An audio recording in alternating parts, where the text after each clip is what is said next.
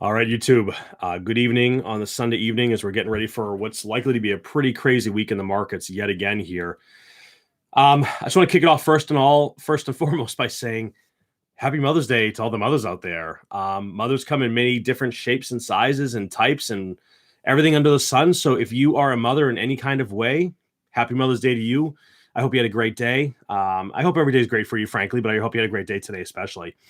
So I'm going to jump right in. This is going to be one of my quicker ones because there's so much going on. I'm even preparing on my end for a lot of these breaking news events that are happening right now. So I'm talking about two things. I think they're both really important.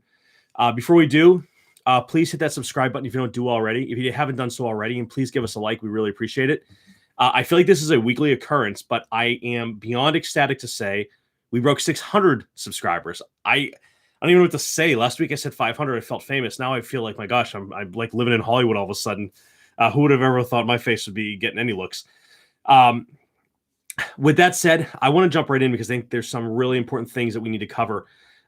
First and foremost, let's talk about the fact that one of the things we talk about all the time, every time I'm talking on YouTube, every video I put out there, I talk about hedging, knowing the downside, identifying risks, understanding what happens during certain scenarios, when there's misses in earnings, when there's jobs issues, when there's breakdowns in supply chain. I say this all the time, and I'm not saying it because, I just feel like repeating it. I'm saying these things because crazy events can happen. It's hard to tell how they're going to affect you, your portfolio, your holdings, the companies you're thinking about putting your money into. It could be everything from paying more at the pump to paying more out of your pocket for a gallon of milk at the supermarket. So two topics we're going to cover tonight. And again, I'll be pretty quick on this. Excuse me. First and foremost, let's talk about this job report. Major disappointment in the U.S. for this most recent job report. We were expecting somewhere in the neighborhood just south of 1 million jobs created, and it came in at only 266,000. This was actually so surprising that when CNBC was actually breaking the news of the report, they thought they got it wrong. That number was so shocking to basically every economist out there. Listen to me, economist. Every economist out there was actually like blown away by this. Politically, of course, both sides go on the attack against each other for why, but I don't care about the politics of this. I care about the portfolio of this, what it means for me, how I expect to do against these kind of events. So I think the bigger question here is rather than looking at who's done a better job, what's going on, how we're going to fix it, let's talk about how it affects us. What we know is that we were about, somewhere way south of where we should have been here, right? 266,000 new jobs added sounds great. And I think that's the spin we're going to hear about it is like, hey, it's still a lot of jobs. But when you're expecting somewhere north of 900,000 up to 1 million, it's really not good. But the reason why it matters for us as investors and traders is it shows sort of a shocking sign. I am not in any way interested in talking about the politics of it. I don't care how you find it or where you think it sits there. That's totally on you to think about that. I think the reason it's important to me is how could it be such a big miss? How is no one aware of this? We are spending like crazy right now, and I think there's a lot of good reasons. I think that supporting people who need help is absolutely a great thing. I think that what we have to now dig into as investors, not as politicians, not as poli-sci folks, not as people who want to watch the pundits, as investors, we need to understand why did we miss this? What will happen to my portfolio if we miss it again? Is there risk in earnings in the next couple of quarters out? So start to do some research and understand, first of all, why we thought it was going to be so high and why we missed. I personally think that a big part of the problem right now is really due to the fact that I think there's still not necessarily a lot of the great jobs out there that people are looking for. So, we often hear things like you can drive down the street and there's a help wanted sign in every window. Sure. But if you were laid off of a really high paying job or even, a standard, middle income type of range job, it doesn't mean that you necessarily want to go and grab the very first for help sign you see. So it could be that people are taking longer to get back to where they were. It could be that they're trying to extend benefits while they look for those jobs. It could be things even as simple as going back to school, getting more training, taking some time off of family, whatever the case might be. It's important to understand how that's going to impact what happens with the markets. I also think that one thing you should definitely think about is not just what this does in the US, but for other major economies out there, how are they doing? How does that compare to how we're doing? Do we seem to be on the right track? Are we building forward here? Are we falling behind? How are our markets going to respond to this compared to overseas markets in the US here? So again, don't take this as like, hey, it's just another piece of news that hit the wire. Excuse me, my allergies are terrible today. Really try to get in there and understand, like, if we can miss by that magnitude, why were we even expecting it to be over 900K? So like, this is where you have to do that research and understand the risk and the profiles that you hold within your portfolios, right? Like, who's at risk of getting hurt by this? How does it impact the next 3, 6, 9, 12 months, 2 years out? So anyways, I'm not going to go into the details of the jobs report. That's not really what I'm looking to do. But what I want you to do here is, how will this impact you in the next 5 days, right? Like, think about it right away. What do we know? What is this going to have concern on? Do we even know necessarily if there is going to be a specific impact area? I don't know the answer to that, but I will tell you it was definitely surprising, to say the least. So that's that piece of it. So I want to cover that and just say, if you're not aware that that happened, it did happen. It is a significantly important thing to be aware of, because it's one thing to say, hey, it's still 266,000 jobs created, which, sounds good if you take it at surface layer.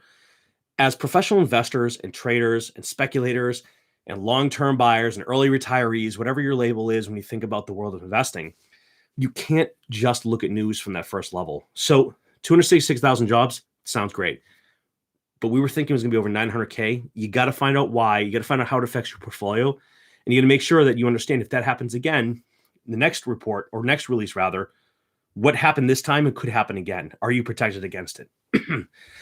Now, unfortunately, I'm going to stay on this track of these things that are happening, how it affects us. But this one actually is kind of frightening. And it's almost like, I feel like we hear about these things in the movies, TV shows. You feel like, oh, come on, this is never going to happen. But this is a really important one. So if you aren't paying attention, you should be, that gasoline futures are jumping right now. We're expecting some of the highest prices we've seen for gas in a very long time. Do you know why? There was a major cyber attack on one of our biggest pipelines in the US, and it still is not up and running yet. So Colonial Pipeline is a really big provider. They have one of the largest pipelines. They bring fuel from the Gulf Coast up to the Northeast. And they have had to shut down pipeline operations, excluding some of their smaller pipelines. But their primary and biggest pipelines are still shut down. This is a particularly big deal because this is like a major piece of the U.S.'s infrastructure. When you think about how we're moving gas, diesel fuel, heating oil, etc. And just to give you a sense of range, we're talking about 5,500 miles plus, and almost half of the East Coast fuel is shut down.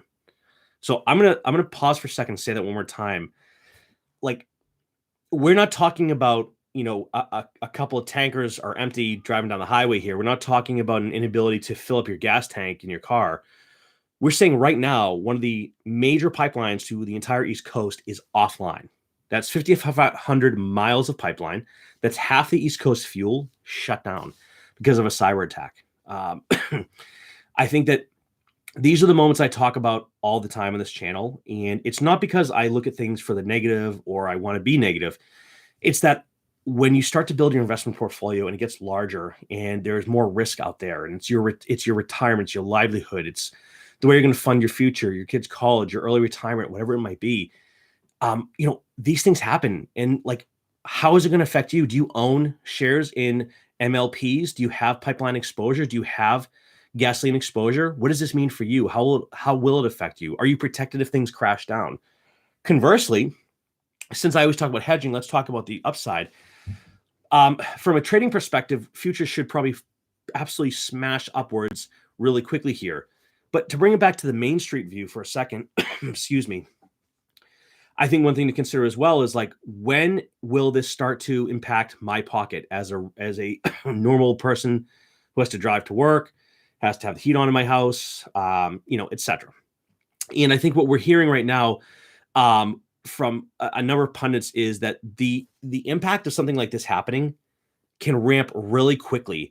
and it gets very exponential at some point. And they're saying somewhere around like day 5 is when it's going to be a real concern if it doesn't get back online. So here again is sort of like, these are the kind of events you hear about. They never really seem to happen. It doesn't seem like a big deal. But they do happen. You don't always hear about them. And when they happen, they're big. In many ways, I feel like I'm watching like a 1980s action movie about a cyber team that shut down some major facility. And then I think like, yeah, this is real life. But the problem is in real life, there's no secret hacker who's going to go in, flip a switch and turn it back on.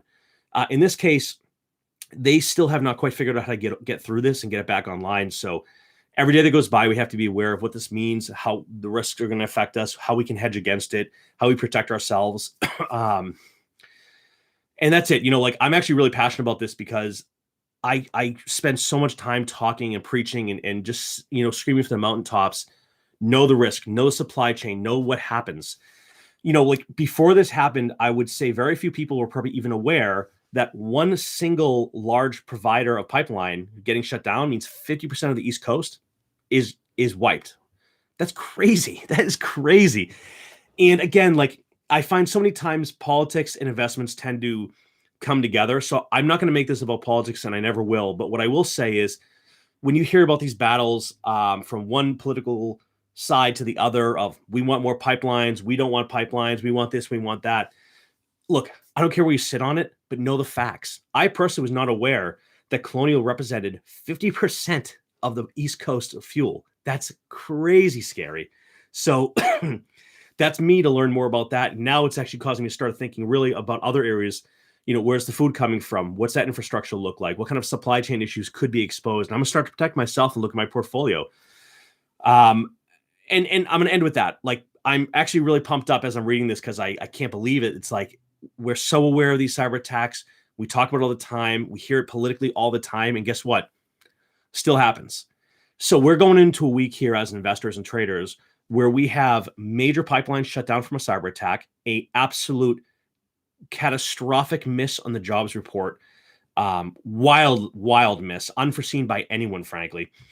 And what I see is opportunity, because I think that's what we should all be seeing. Now that we know what's happened, we figure out how we hedge and how we protect ourselves. Now we got to find the opportunity in that. Do we think it's going to be a good time to jump into some futures games around fuel? Excuse me. Do we think that hiring is going to pick up? If it does pick up, where do we think it's going to be? If it isn't going to pick up, where can we play some puts into a space where we think companies are going to get hurt here? So this is the kind of research you have to always be doing. This is why I like to take this on Sunday night, take the opportunity to quickly jump in and say, hey, here's something that's been happening the past 48, 72 hours and what I'm thinking about in the future week for myself, for you all watching. So I'll just call it out one more time. Apologies for the coughing. My allergies are really bad today. Happy Mother's Day to all the mothers out there. You are loved. We are glad to have you. And, thanks for watching this show, of course, if you are. And I want to call out in the comment section as well, Income Stock Investing, another channel that I actually watch all the time.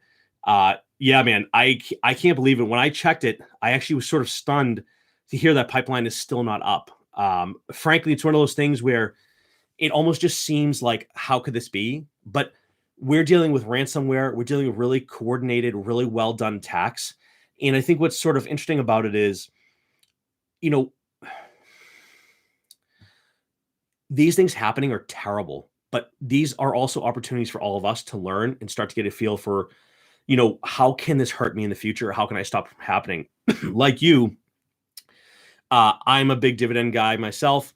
I look at things like MLPs. I look at a lot of oil and gas companies. I like to understand infrastructure companies, pipeline companies. So I look at something like this and I say, geez, a big enough shutdown and a big enough cost associated with it, and this could have long-term repercussions on the dividends. It could have long-term repercussions on the capital inflows, could really hurt those businesses. And the other thing, I haven't seen this yet, but I'm sure I just missed it, is that this was a ransomware attack on Colonial. I haven't seen the actual number yet. I imagine it's probably massive. And, in the scheme of things, maybe it's something that gets paid, maybe it's something that doesn't. But these are just sort of almost becoming like insurance policies at this point, that things we didn't think about before might have to start being things we do think about. Like, are companies putting something on the balance sheet from an insurance perspective against a cyber attack, against a ransomware attack? Do they have the ability to insure themselves against a huge shutdown of a major pipeline? And if not, what's the cost of that? Then the question to me really comes in as well as we sort of carry this thought process out is, do we have insurers out there who will cover it? Do we have reinsurers who will cover them? So on and so forth. So anyways, thanks for watching. If you are watching, I appreciate it. Hopefully there's getting some value in here. Hey, Debt Free Dad, another channel I watch. Man, I appreciate all the support from all you guys, by the way. I really appreciate it. If you're in the comment section, both of you all over there, send a Happy Mother's Day to whoever in your life is important and what you want to say to from us. And we're going to call it a night here. I'm going to go say hi to my wife as well here. And, here's to a good week. Here's to understanding what risk and hedges you can take to protect yourself and your portfolio. Here's to getting those pipelines opened up again. And the next jobs report being great and getting a lot of people back to work. So with that said, have a good night. I really appreciate you watching. And, hey, keep on moving forward. We're all going to get there together. See ya.